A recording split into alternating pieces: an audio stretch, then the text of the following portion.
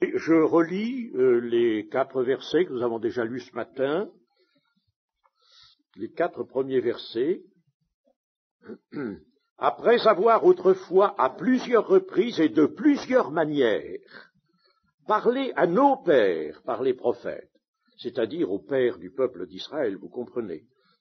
Dieu, dans ces derniers temps, nous a parlé par le Fils, qu'il a établi héritier de toutes choses et par lequel il a aussi créé le monde, et qui, étant le reflet de sa gloire et l'empreinte de sa personne, et soutenant toutes choses par sa parole puissante, a fait la purification des péchés, et s'est assis à la droite de la majesté divine dans les lieux très hauts, devenu d'autant supérieur aux anges qu'il a hérité d'un nom plus excellent que le leur. Ce matin, nous terminions notre première étude par cette proclamation que voici, je répète, seule la connaissance du caractère céleste de la personne et de l'œuvre du Christ peut faire de nous des chrétiens capables d'affronter toutes les difficultés. Nous avons basé cette proclamation sur 2 Pierre, chapitre 1, verset 3, comme vous vous en souvenez. Donc, notre besoin prioritaire, puisque nous sommes partis dans notre étude en parlant des besoins actuels de l'Église, de la vie chrétienne. Les besoins, elle a des besoins. Alors, notre besoin prioritaire est de bien connaître Christ, Jésus-Christ. Bien connaître. C'est en raison de cette connaissance personnelle et profonde que notre vie spirituelle reprendra son essor et sa réalité. L'Épître aux Hébreux est un livre admirable pour l'approfondissement de la vie spirituelle. Elle nous adresse un message. Nous avons dit ce matin avons rappelé que la parole de Dieu est éternelle et qu'elle est la vérité. Donc, par conséquent, elle est tout autant pour nous maintenant à cette heure qu'elle l'était il y a des siècles. Elle nous adresse un message de repos, d'assurance et de foi. Elle nous indique le chemin d'une vie de sainteté, d'une vie d'assurance, de repos dans la lutte. Il y a lutte, certes, mais il y a repos dans la lutte en attendant le retour du Seigneur. La parole que cet épître nous adresse a pour intention de transformer notre vie.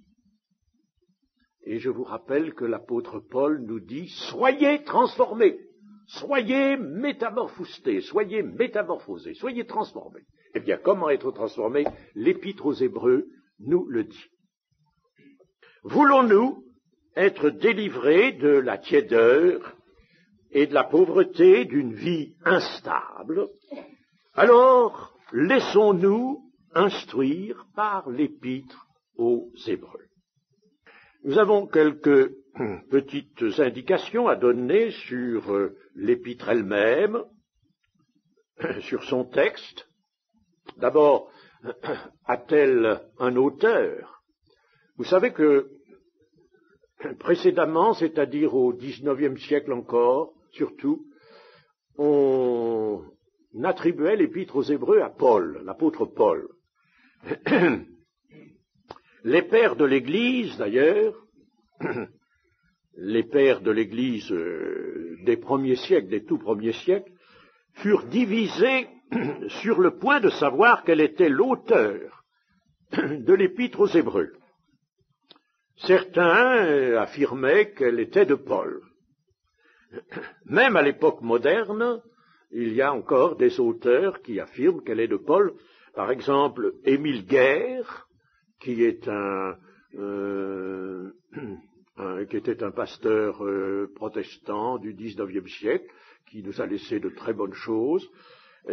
Lui, il est affirmatif, pour lui, l'Épître aux Hébreux a été écrite par Paul. D'autres se disaient convaincus du contraire. Donc certains sont convaincus qu'elle est de Paul, d'autres sont convaincus du contraire. Et bien entendu, j'ai lu les arguments des uns et des autres. À défaut de Paul, on a pensé à d'autres auteurs possibles. On a pensé à Barnabas, on a pensé à Luc, on a pensé à Aquilas, dont Paul parle, on a pensé à Apollos. Luther, notamment, croyait que l'Épître aux Hébreux était due à Apollos. On a pensé à Clément de Rome, etc. Mais les débats relatifs à la question de l'auteur sont assez souvent ardents, passionnés presque, mais après en avoir pris connaissance, il semble difficile de s'arrêter à une opinion. Quand on lit Émile Guerre, par exemple, ce que j'ai fait naturellement dans les temps de préparation, on se dit, oui, il a raison, oui, ça semble être bien de la main de Paul. Et puis après, on lit, n'est-ce pas, une autre thèse, une thèse opposée. On se dit, non, c'est pas de Paul, ça. Ben non, en effet, il y a des choses qui sont pas de lui. Bon, alors disons que Dieu seul sait quel est l'auteur. Dieu seul le sait. Et qu'il vaut mieux s'en tenir à dire que l'auteur de notre épître est le Saint-Esprit, parce que c'est manifeste. Et que l'épître, évidemment, a été écrite par un homme ou deux hommes, certains ont supposé qu'il y avait deux auteurs, un homme ou deux hommes, dont le nom reste dans l'ombre. Et cela ne nous importe donc pas. Paul, je dirais que pour ma part, ceci, moi je ne pense pas que ce soit de Paul, pour la bonne raison que, très simple, que Paul a signé ces 13 épîtres. Il les a signées toutes.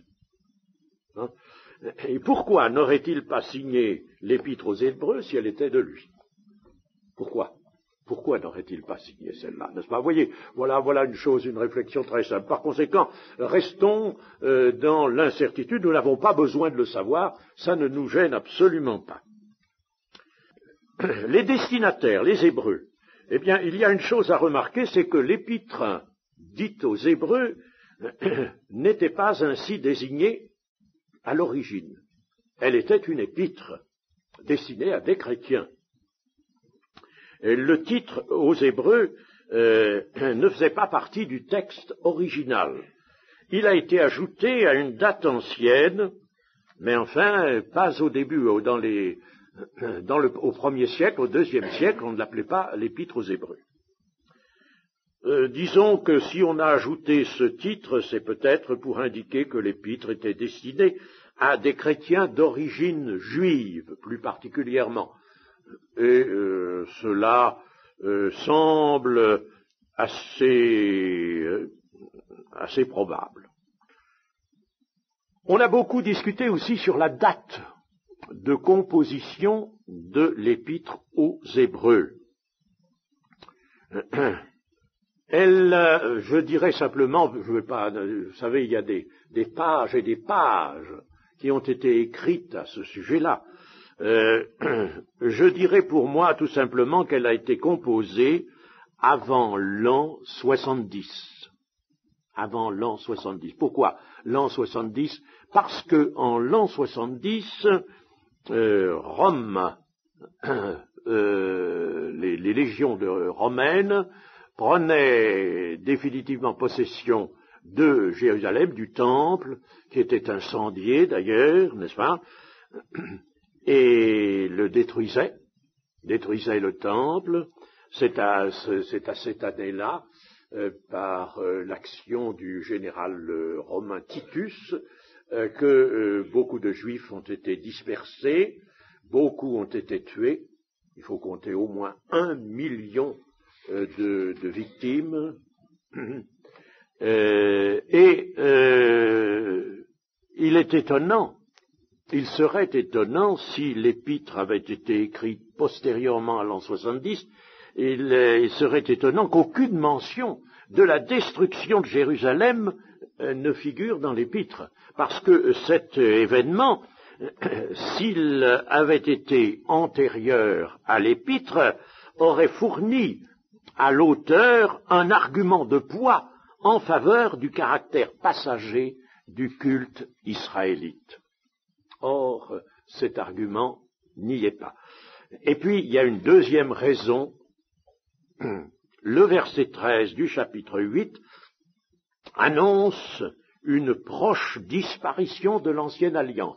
L'Ancienne Alliance est près de disparaître. Une proche. Bon, alors on peut admettre que l'épître est donc antérieure à la destruction du temple, c'est-à-dire à la fin vraiment de l'Ancienne Alliance. Une fois le temple de Jérusalem disparu, il ne peut plus être question de toutes les ordonnances cérémonielles de la loi de Moïse. On peut admettre que l'épître aux Hébreux date de l'an 67, c'est-à-dire juste avant le commencement de la guerre juive, la guerre des légions romaines contre Jérusalem. Voilà, je pense que c'est tout ce qu'il y a à dire sur la date de composition. Une mention simplement très rapide sur la langue de l'épître. Tous les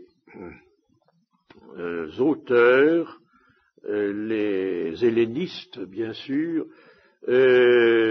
s'accordent pour reconnaître que cette épître est écrite dans un grec excellent, dans un grec classique excellent.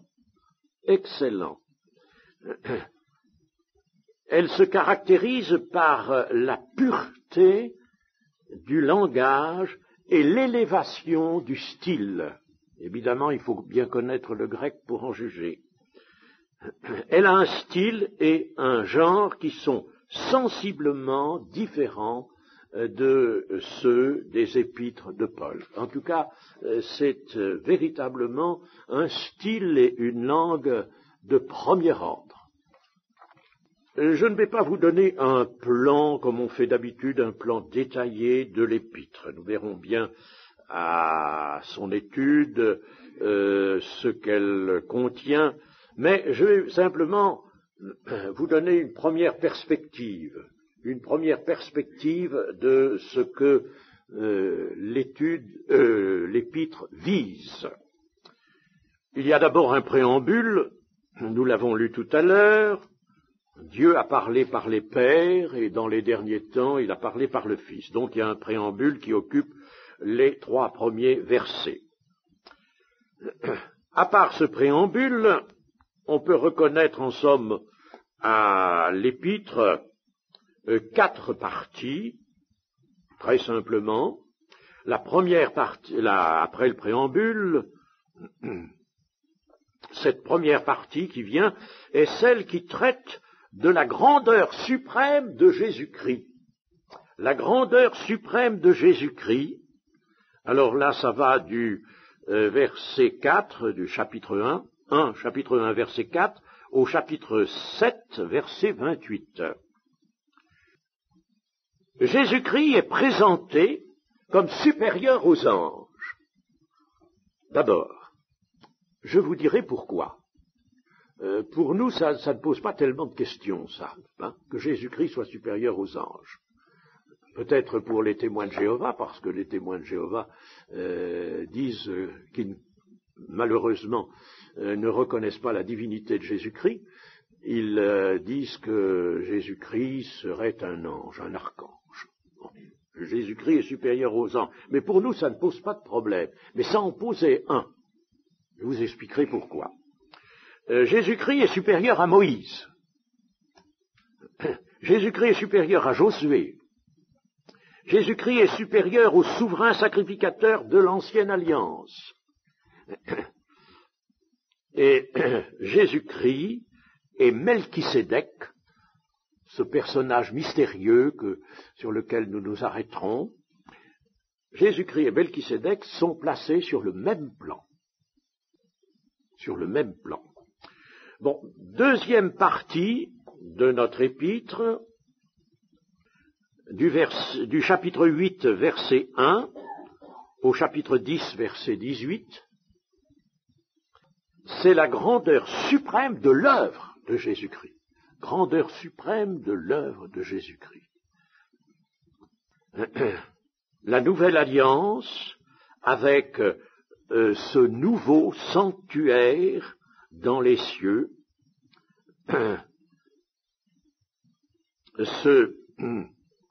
le service d'expiation dans la nouvelle alliance. Il y a un service d'expiation dans la nouvelle alliance que nous étudierons. Ensuite, troisième partie après le préambule, nous pouvons la définir ainsi, elle va du chapitre 10, verset 19, au chapitre 12, verset 29.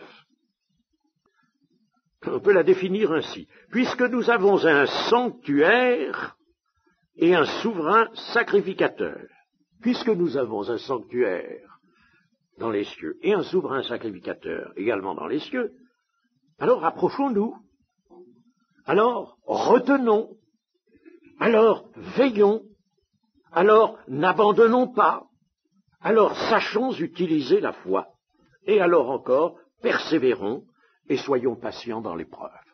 Voyez. En somme, puisque nous avons un sanctuaire et un souverain sacrificateur dans les cieux, alors les conséquences sont approchons-nous, retenons, veillons, n'abandonnons pas, sachons utiliser la foi, persévérons et soyons patients dans l'épreuve. Et puis enfin, la quatrième partie, qui est tout à fait à la fin, contient des recommandations essentielles qui présentent pas d'unité entre elles. Voilà. Alors, nous allons maintenant suivre le texte. Nous avons lu les 4 premiers versets. Et au verset 1er, nous avions ceci. Après avoir autrefois à plusieurs reprises et de plusieurs manières parlé à nos pères par les prophètes, Dieu dans ces derniers temps nous a parlé par le Fils qu'il a établi et héritier. Dieu a parlé, il a parlé à nos pères, c'est-à-dire aux pères du peuple d'Israël, il a parlé dans ces derniers temps par le Fils, Dieu a parlé. Si Dieu n'avait pas parlé, il n'y aurait pas de monde, nous ne serions pas là. C'est tout simple, mais c'est important. Nous ne serions pas là. La preuve que nous sommes là, la preuve qu'il y a du soleil dehors, et même qui entre, merci Seigneur, dans notre salle de réunion, il y a un cadre de verdure, il y a une terre qui porte ce cadre, il y a des êtres vivants, végétaux, animaux, et les hommes. Eh bien, tout cela vient de ce que Dieu a parlé. Il faut que nous fortifions cette notion que la parole de Dieu n'est pas une parole comme celle des hommes. Alors, quand on discute de la parole de Dieu comme on discute de la parole des hommes, on est forcément là sur une très mauvaise voie. La parole de Dieu est un acte d'action. La parole de Dieu agit. Elle s'appelle parole, mais c'est une parole qui agit. Dieu dit et la chose se fait. Donc Dieu a parlé. S'il n'avait pas parlé, il n'y aurait pas de monde, il n'y aurait pas d'homme, il n'y aurait pas de vie, il n'y aurait pas d'univers. Le néant serait resté le néant. Si Dieu n'avait pas parlé, il n'y aurait donc rien que Dieu. Jean, vous savez, dans son évangile, Jean, l'apôtre Jean, reportons-nous à l'évangile de l'apôtre Jean, et lisons les 3 premiers versets aussi. Au commencement était la parole, et la parole était avec Dieu, et la parole était Dieu. Elle était au commencement avec Dieu. Toutes choses ont été faites par elle, par la parole, et rien de ce qui a été fait n'a été fait sans elle. En elle était la vie, et la vie était la lumière des hommes. Eh bien, nous voyons là aussi, dans le début de cet évangile, que Dieu a parlé. La parole est donc l'origine et le fondement de toute chose. C'est une parole action. Origine et fondement de toute chose. Jean, lui, remonte très loin. Au commencement était la parole et la parole était avec Dieu. Elle existait. Puis elle s'est mise à l'œuvre. Voilà ce que nous dit Jean. Donc Jean remonte très loin, tandis que l'épître aux Hébreux ne remonte, elle, que au Père du peuple d'Israël. Vous voyez, l'épître aux Hébreux ne revient pas au commencement comme l'évangile de Jean.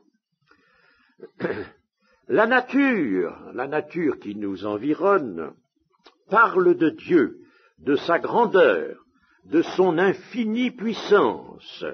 Nous pourrions, ou je pourrais vous lire dans la Bible en français courant, au psaume 19, le verset 1 du répertoire du chef de chorale, psaume appartenant au recueil de David. Le ciel proclame la gloire de Dieu.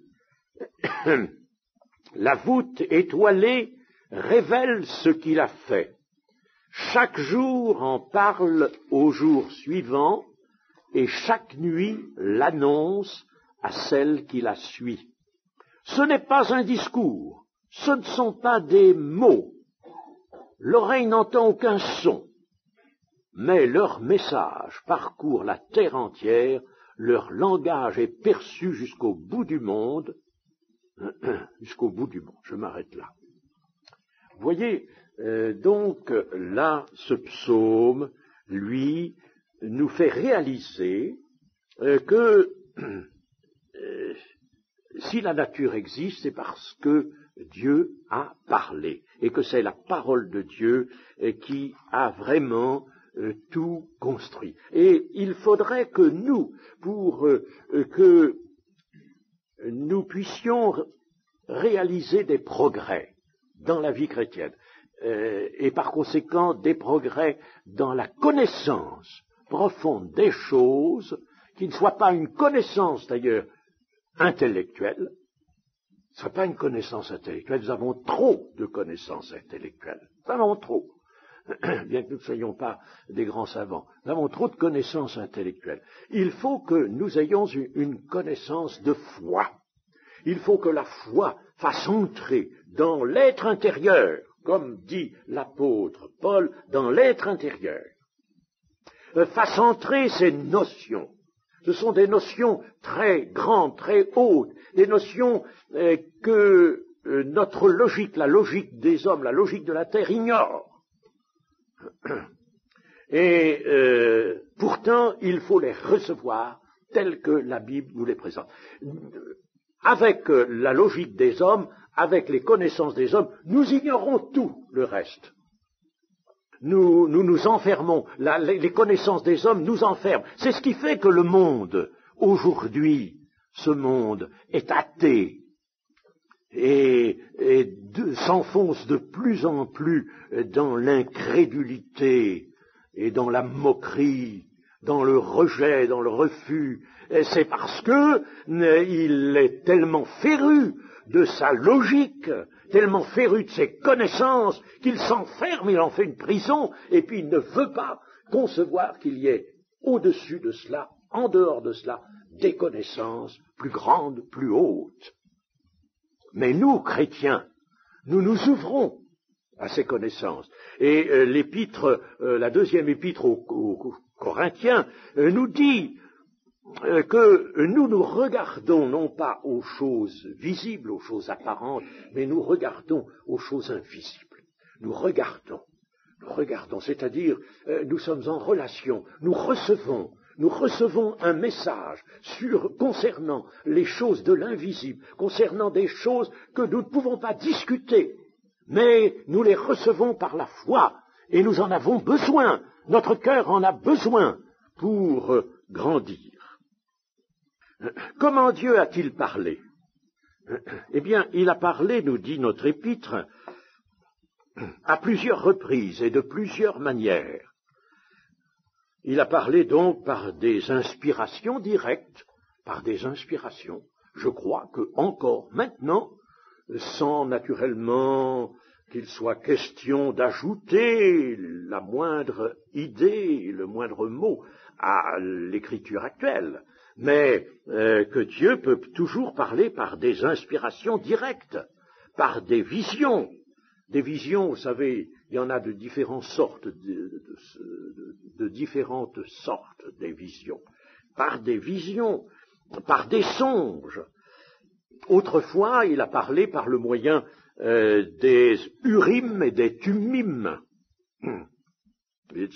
C'est un moyen qui est resté assez mystérieux, mais enfin nous savons qu'il était valablement utilisé dans l'Ancienne Alliance.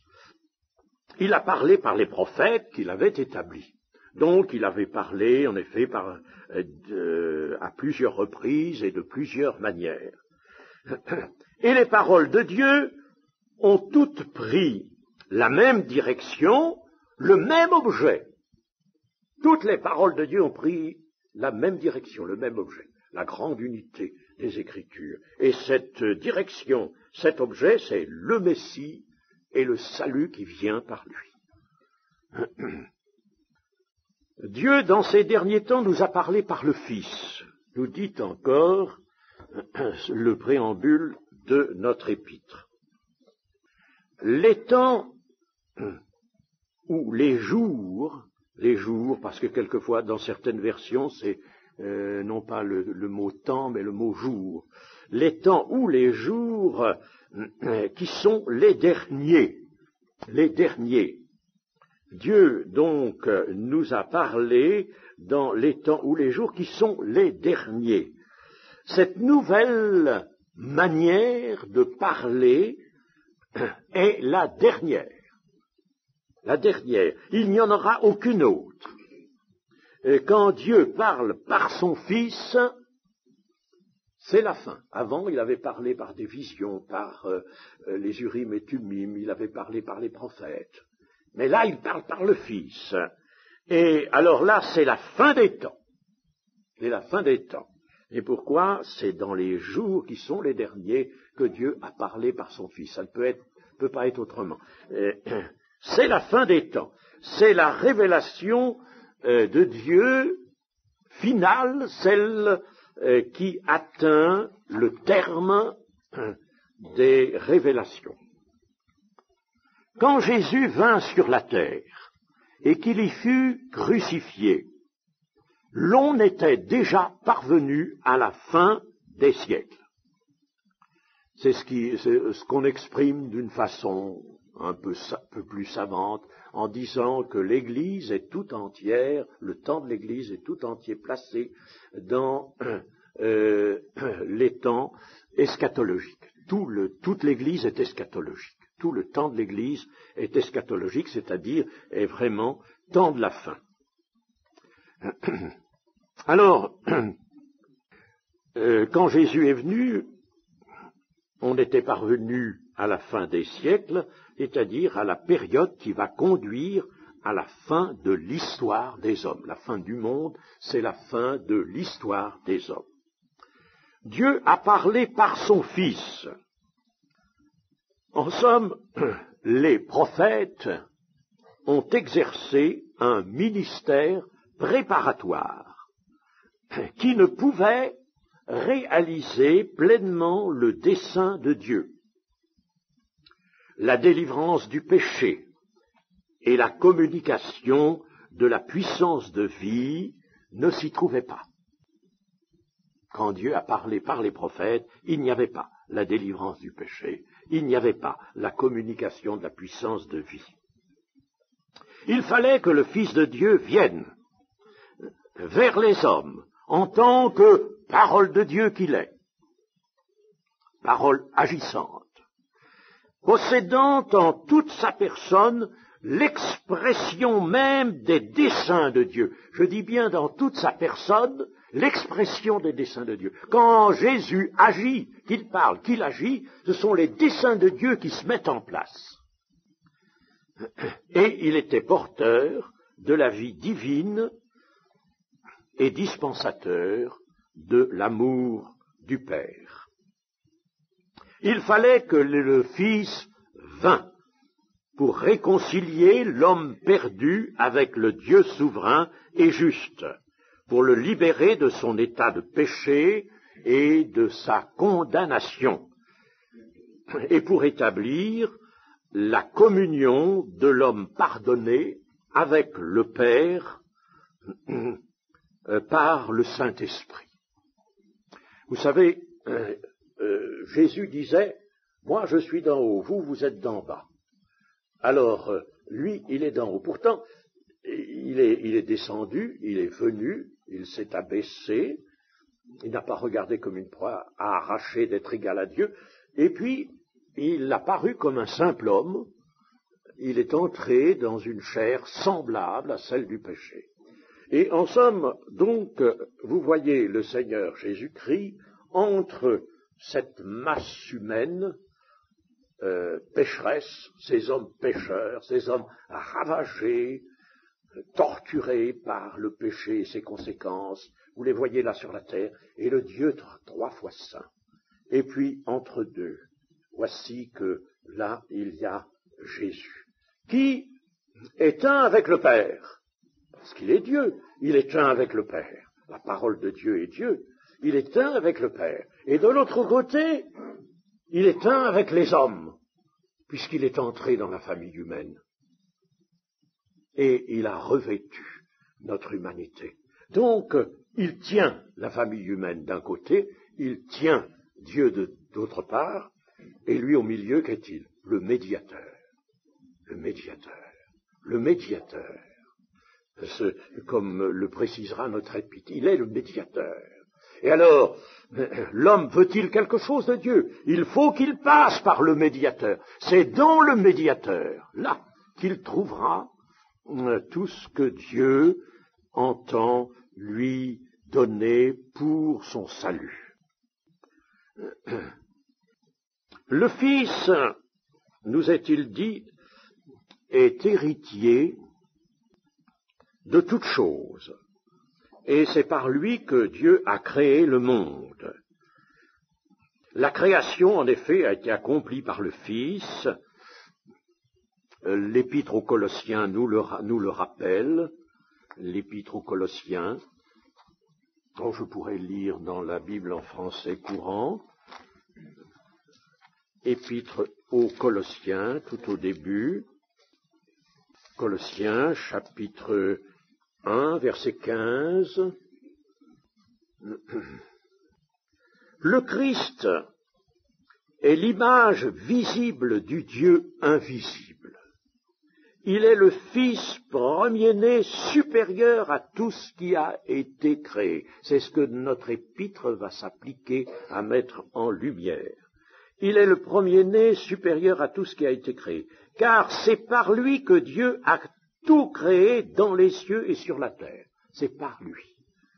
Ce qui est visible et ce qui est invisible, les puissances spirituelles, les dominations, les autorités et les pouvoirs. Dieu a tout créé par lui et pour lui. Et pour lui. Du fait que la création a été accomplie par le Fils, elle est destinée au Fils. Et le péché étant survenu dans le monde des hommes, dans la famille humaine, Alors, à ce moment-là, ce qui aurait été normal, c'est que l'humanité soit immédiatement supprimée. Seulement, dans la Genèse, au début, Dieu écarte cette solution et Dieu annonce, au contraire, qu'il apportera un salut, une voie de salut. Mais enfin, si le monde existe, maintenant, alors que le monde est livré au mal et au péché, au désordre, à l'iniquité, eh bien, c'est quelque chose d'anormal. C'est quelque chose d'anormal. Dieu supporte cette anomalie parce que il a introduit sur la terre la voie du salut en son Fils. Le Fils a été établi héritier de toutes choses, et en cela apparaît la volonté de Dieu en rapport avec l'œuvre de Jésus. Héritier de toutes choses, parce que c'est son œuvre.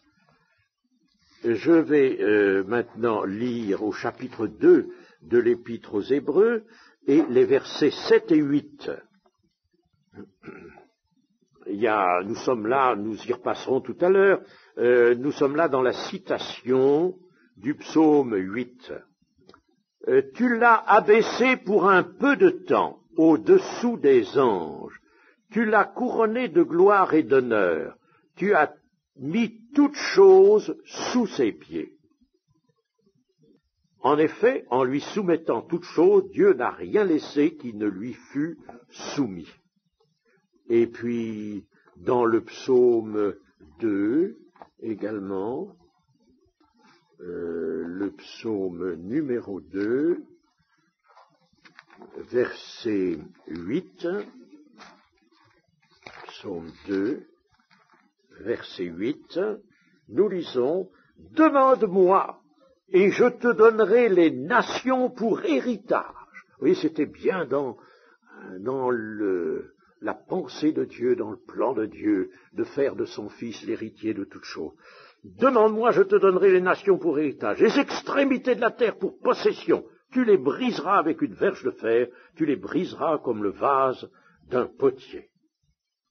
Et puis, dans les Philippiens aussi, nous avons une réaffirmation de ce que Dieu a voulu que son Fils soit héritier de toutes choses. Ce Fils, nous dit notre épître, qui étant le reflet de sa gloire et l'empreinte de sa personne. Jésus est le reflet de la gloire du Père et l'empreinte de sa personne. On peut dire que, pour bien comprendre ça, que le Fils est le rayonnement de la gloire de Dieu. Dieu est lumière. Dieu est lumière. De cela, nous avons l'affirmation dans la première épître de Jean.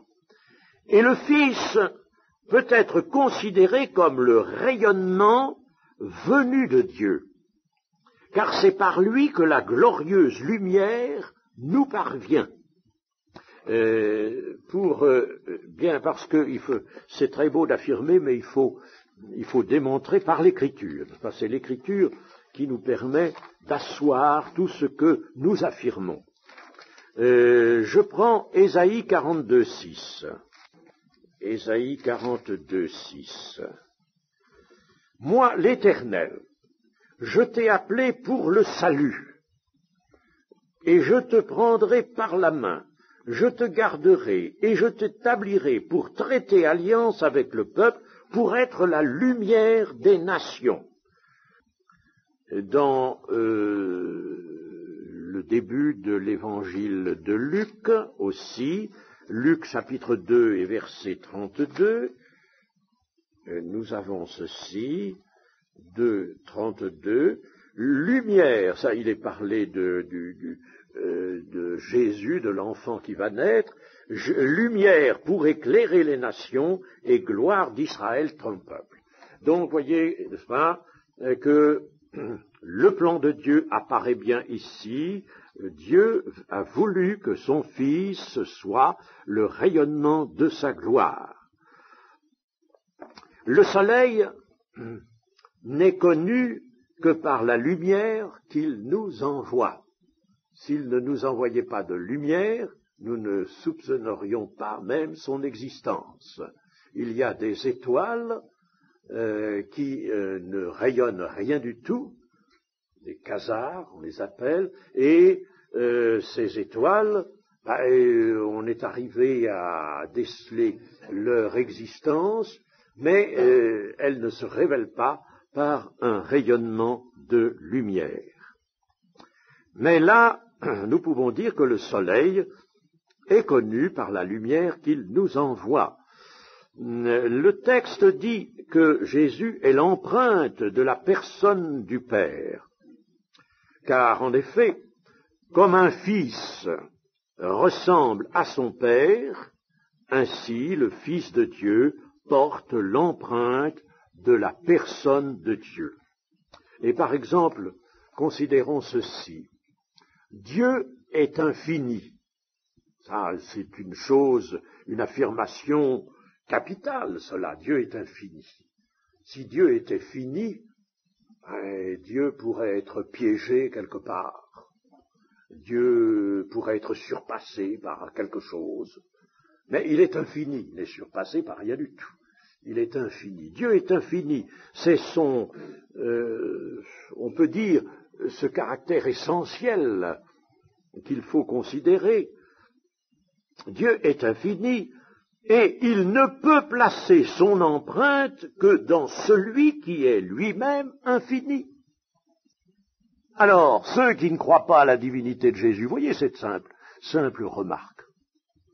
Vous voyez déjà dans quelle erreur ils sont. S'ils ne donnent pas tort à l'Épître aux Hébreux, et je pense qu'ils ne le donnent pas, les témoins de Jéhovah par exemple, bon, ils ont comme nous le texte de l'Épître aux Hébreux, mais ils vont dire que Jésus n'est pas Dieu. Alors, Dieu aurait mis son empreinte sur quelqu'un qui ne serait pas infini comme lui est infini. C'est impossible. Pour que Dieu le Père mette son empreinte sur quelqu'un qui est appelé le Fils, il faut que ce Fils soit lui-même infini. Donc il est Dieu. Le Fils est la parfaite image du Père. Ce que nous avons vu tout à l'heure, l'Épître aux Colossiens réaffirme. En conséquence, puisque le Fils est la parfaite image du Père, il ne peut y avoir de lumière en dehors du Christ. Mais en dehors de lui, qu'y a-t-il? Uniquement de pures ténèbres. En dehors du Christ, il n'y peut y avoir que des ténèbres. Lui seul, en lui seulement, et par lui, il peut y avoir lumière. Il est la lumière du monde, comme nous l'avons lu dans Jean. Deuxièmement, Dieu ne peut être vraiment et entièrement connu qu'en Christ. Voilà deux conséquences importantes qui découlent de cette affirmation que Jésus est le reflet de la gloire du Père et l'empreinte de sa personne. Et puis, le verset 3 de notre épître nous dit que Jésus soutient toute chose par sa parole puissante. Dans la version Tob, la version œcuménique,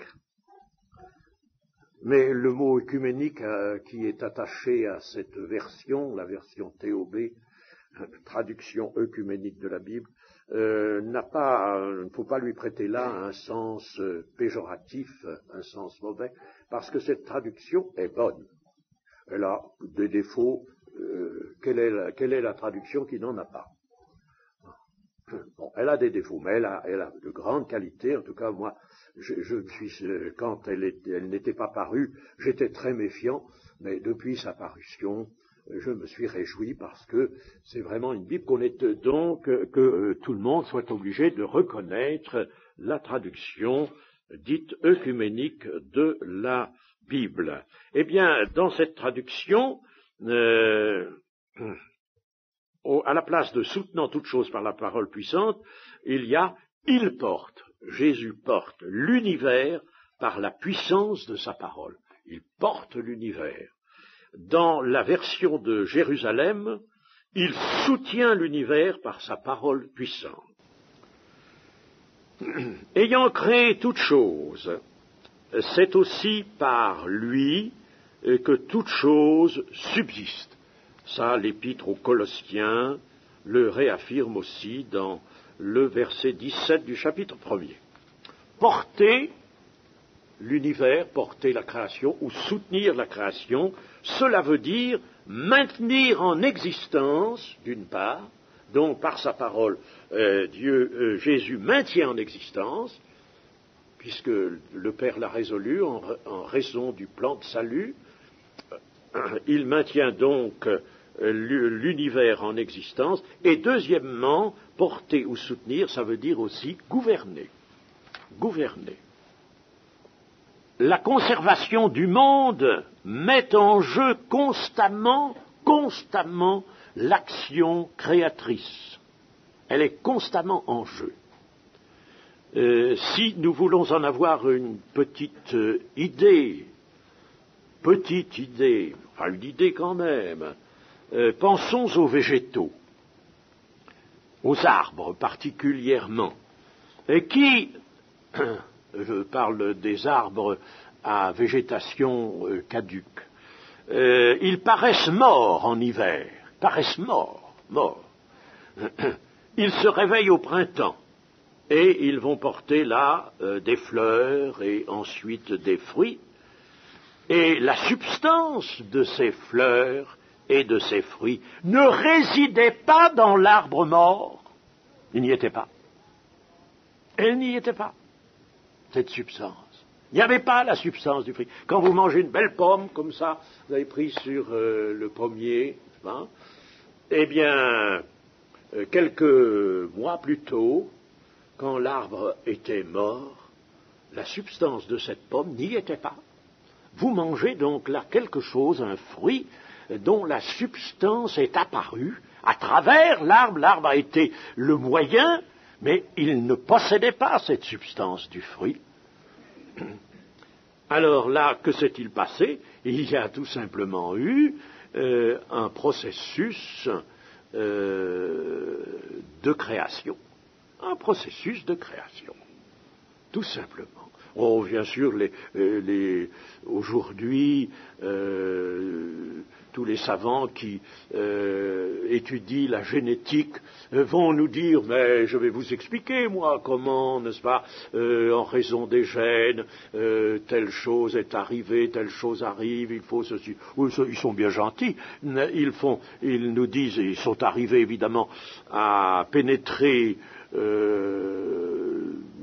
part du secret de la vie, et ils nous décrivent une chose, mais ils ne l'expliquent pas. Ils décrivent, mais ils n'expliquent pas. Ils vont expliquer par le moyen des descriptions.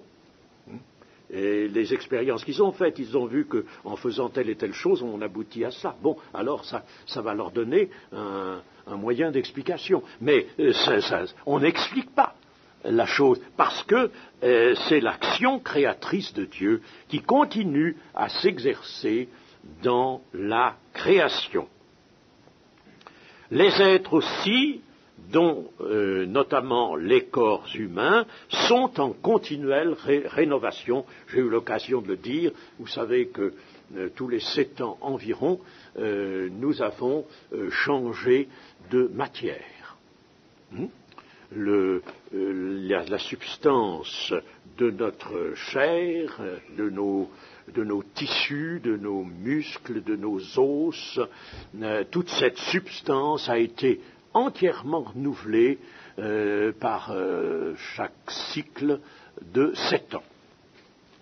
Et alors, quand on pense à ça, on dit, tiens, nous avons été renouvelés. Ça, la science le sait, le dit, n'est-ce pas seulement. Évidemment, la science est souvent enfermée dans cette irréductible incrédulité. C'est un mal, l'incrédulité, vous savez, et un mal terrible. Mais on peut dire ceci, nous qui envisageons les choses avec la foi, pouvons dire bien, l'action créatrice, donc, agit dans la création. Mais nous, enfants de Dieu, nous, chrétiens, nous sommes une nouvelle création. Puisque l'Épître aux Corinthiens nous dit que nous sommes de nouvelles créatures, ou une nouvelle création. Nouvelle création. Nous sommes une nouvelle création, parce que nous avons été régénérés. Nous avons reçu le pardon des péchés, nous avons été régénérés par l'Esprit de grâce. Bien. Alors, nous aussi, nous devons être renouvelés. Puisque la matière elle-même, la matière vivante est renouvelée, il y a un cycle de renouvellement, eh bien nous aussi nous devons être renouvelés. Et c'est ce que la Bible, dans sa logique à elle, nous dit. Voyez par exemple Colossiens chapitre 3 et verset 10, Colossiens chapitre 3 verset 10, et ayant revêtu l'homme nouveau, qui se renouvelle dans la connaissance selon l'image de celui qui l'a créé, qui se renouvelle. Voyez-vous, nous, voilà quelque chose qui est important, intéressant, infiniment intéressant pour nous, notre vie chrétienne.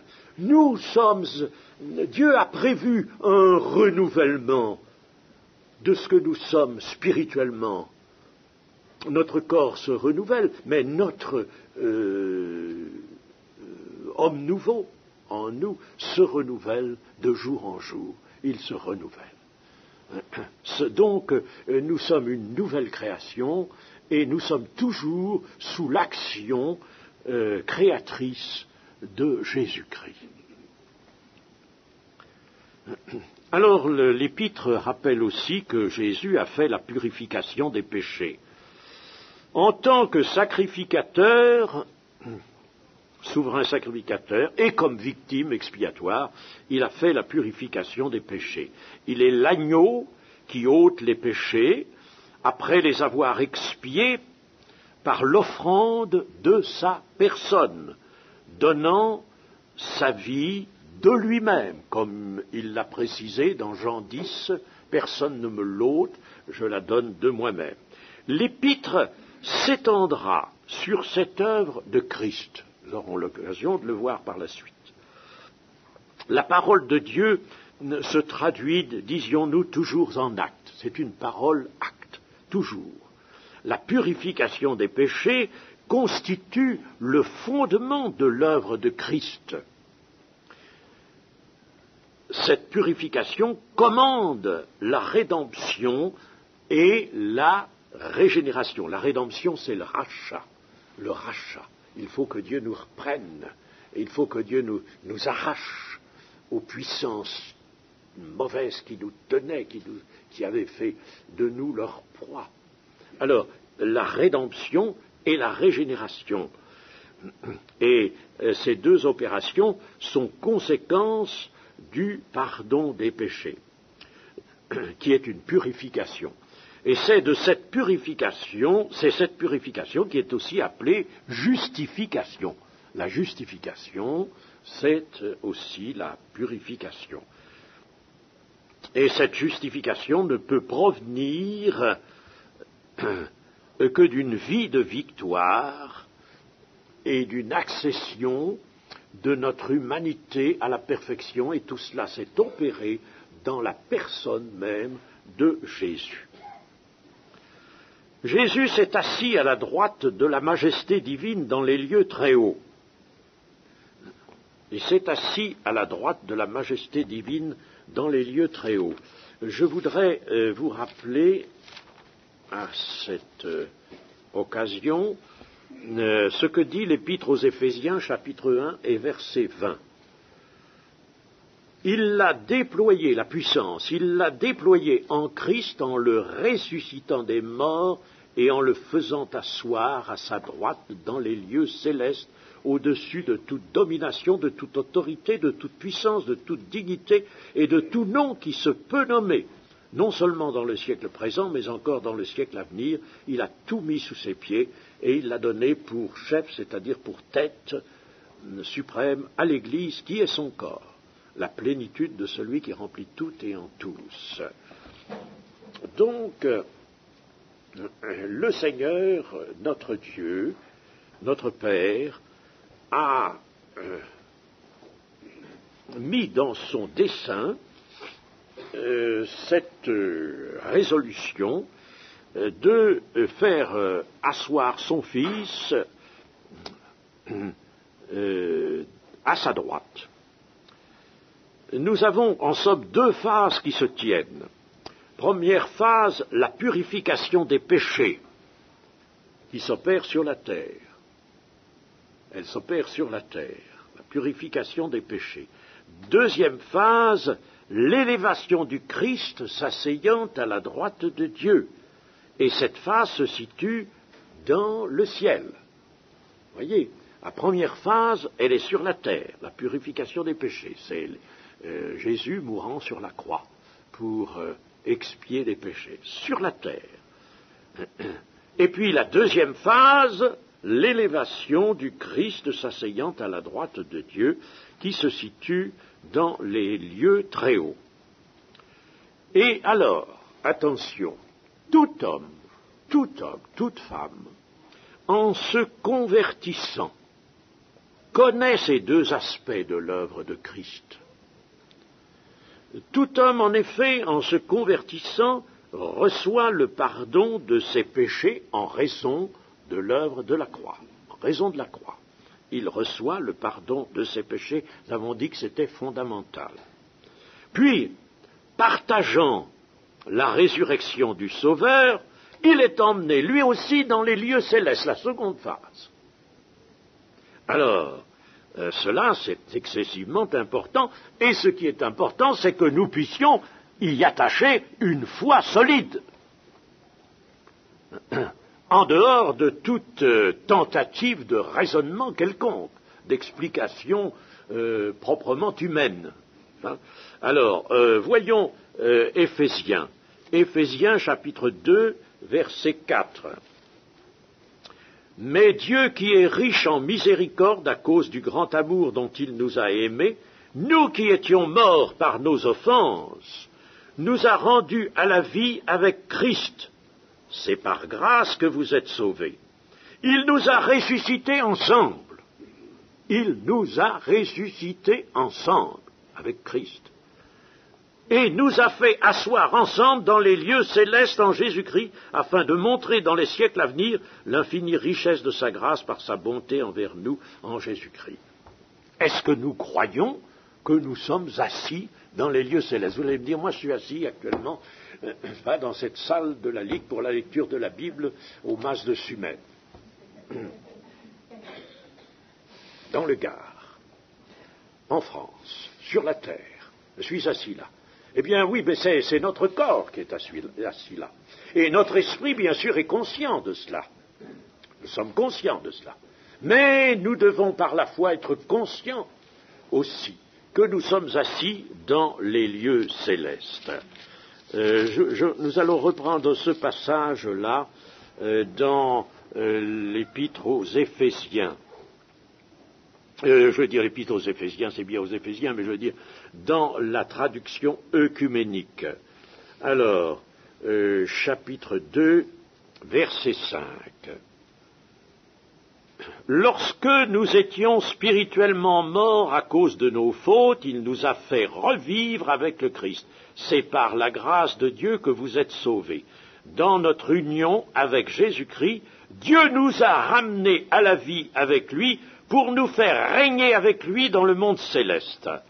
J'aime moins cette traduction-là. Non, il vaut mieux que nous restions là à la seconde. Il nous a fait asseoir ensemble dans les lieux célestes en Jésus-Christ, afin de montrer son infinie richesse de sa grâce. Donc tout homme, en se convertissant, connaît ces deux aspects de l'œuvre de Christ, le pardon des péchés, qui est de source terrestre, puisque c'est sur la terre que Jésus l'a réalisé. Et puis, il connaît ensuite les lieux célestes, cette position dans les lieux célestes. Nous sommes assis ensemble. Nous avons été ressuscités ensemble. Il nous a ressuscités ensemble. Il nous a fait asseoir ensemble dans les lieux célestes, en Jésus-Christ. Alors nous y sommes assis, et l'Épître aux Colossiens va nous le confirmer. L'Épître aux Colossiens, chapitre 3, et verset 3, va nous dire en effet ceci, « Car vous êtes morts, et votre vie est cachée avec Christ en Dieu. Quand Christ, votre vie, paraîtra, alors vous paraîtrez aussi avec lui dans la gloire. » Donc, votre vie est cachée avec Christ en Dieu. Nous sommes assis dans les célestes. Alors, chers amis, si nous donnons foi à ça, exclusion faite de toute tentative de raisonnement. Dès que nous posons une petite question là-dessus pour essayer de comprendre humainement, n'est-ce pas, nous faussons tout. Il faut croire cela. Si nous le croyons, et il faut que nous le croyions, alors là, nous allons pouvoir réaliser des progrès. Nous allons pouvoir réaliser beaucoup de progrès.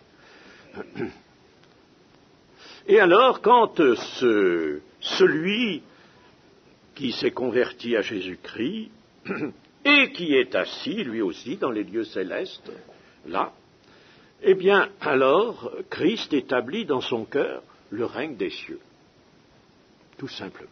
Il établit dans le cœur de celui-là, dans l'esprit, le cœur de celui-là, le règne des cieux.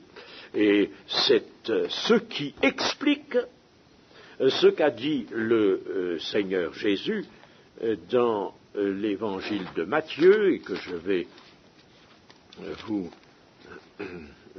donner là, dans l'évangile de Matthieu, tout au début, au chapitre 5, le Seigneur a dit ceci, « Heureux les pauvres en esprit, car le royaume des cieux est à eux, ou le règne des cieux est à eux, un présent.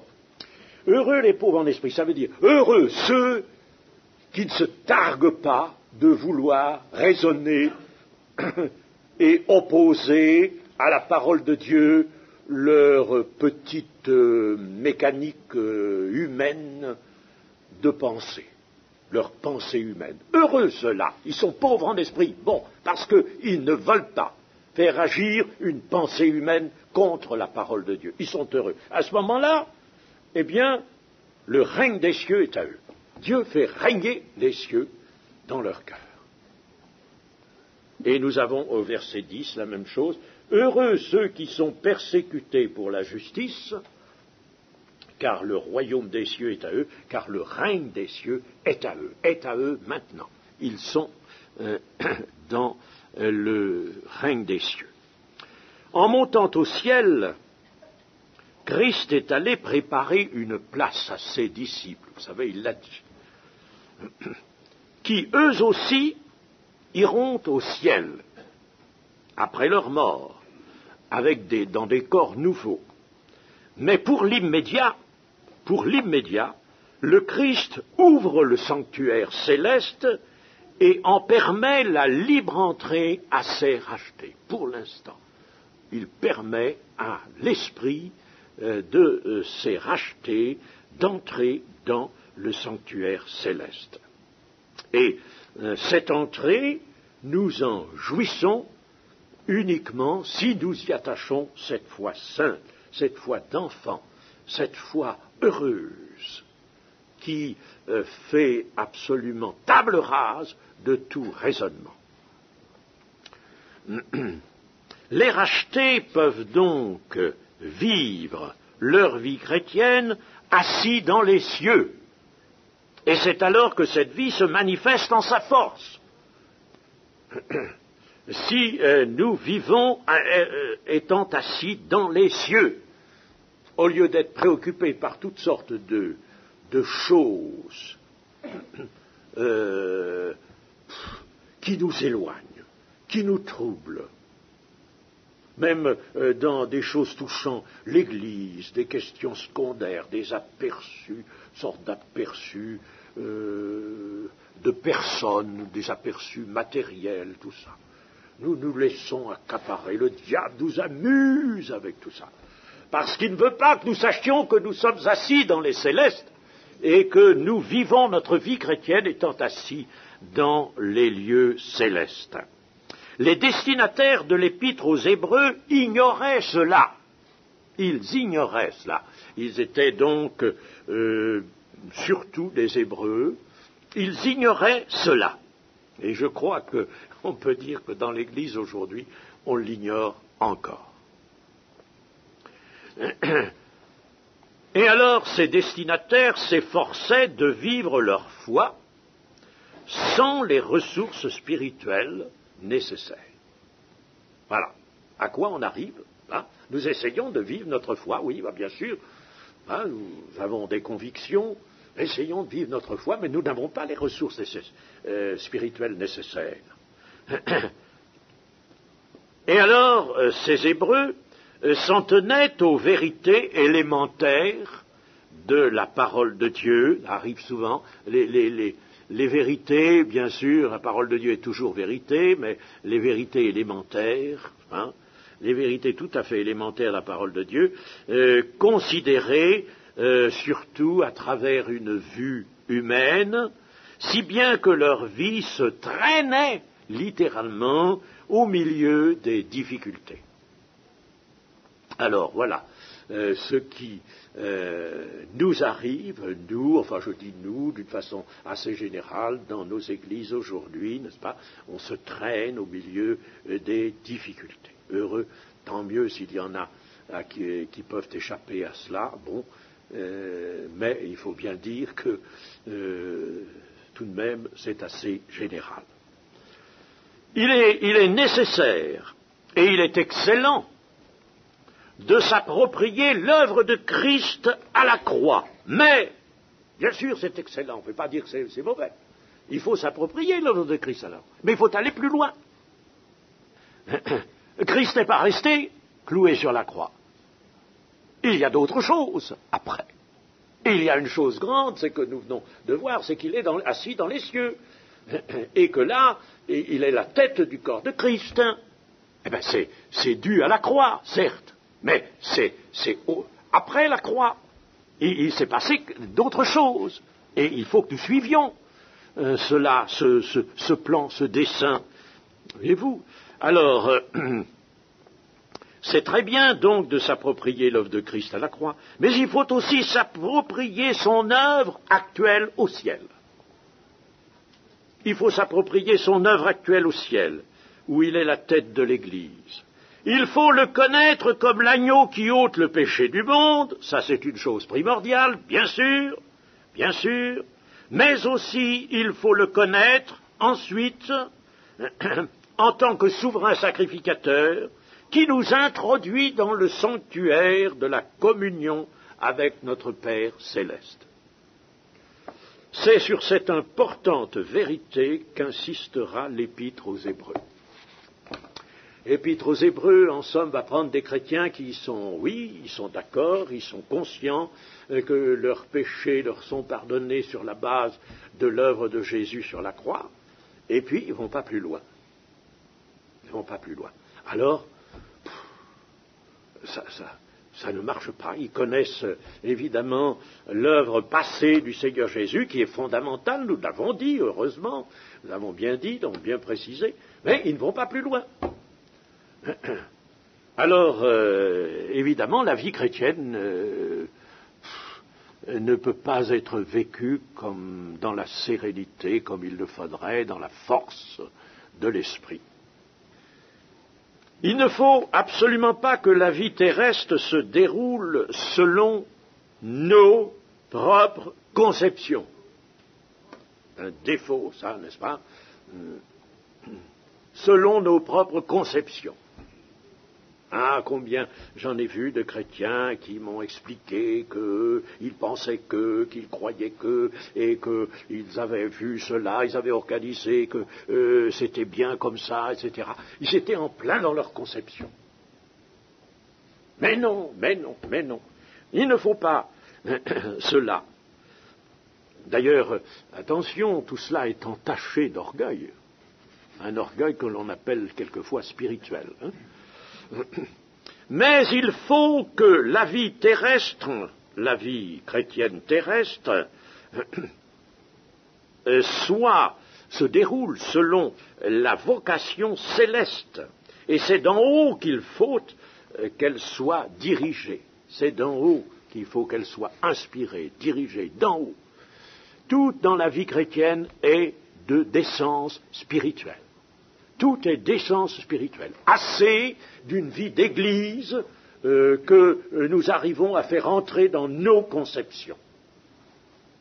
Et tout le christianisme est en train de crouler. Vous savez que on parle de déchristianisation. Il y a un auteur particulièrement là qui nous a quittés il y a quelques années, je crois, Francis Schaeffer, qui a écrit entre autres choses un excellent livre qui évidemment est assez alarmant, très alarmant même, mais il a raison sur ce qu'est le christianisme dans le monde. Il a observé, il se sert de Jérémie pour nous montrer ce tableau, et il nous dit que actuellement nous vivons une époque qui est post-chrétienne, c'est-à-dire vient après la véritable époque chrétienne. Francis Schaeffer, j'aime beaucoup son livre là, La mort dans la cité s'appelle ce livre, La mort dans la cité. Et c'était un excellent croyant, Schaeffer. Ça a été publié par la Ligue précisément, je crois.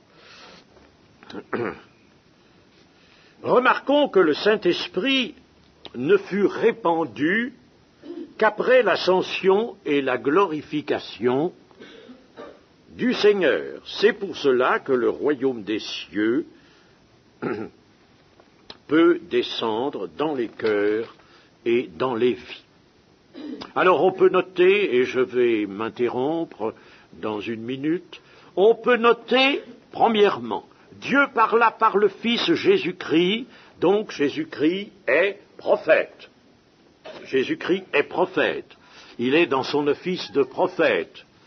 Deuxièmement, il a fait la purification des péchés, il est donc souverain sacrificateur. Troisièmement, il s'est assis à la droite de Dieu, il est alors également roi. Et ce sont là les trois offices du Seigneur. Prophète, souverain sacrificateur, roi. Il est souverain sacrificateur et roi, ce qui ne pouvait jamais exister en Israël. Prophète, souverain sacrificateur et roi. Ce sont là les trois offices du Seigneur.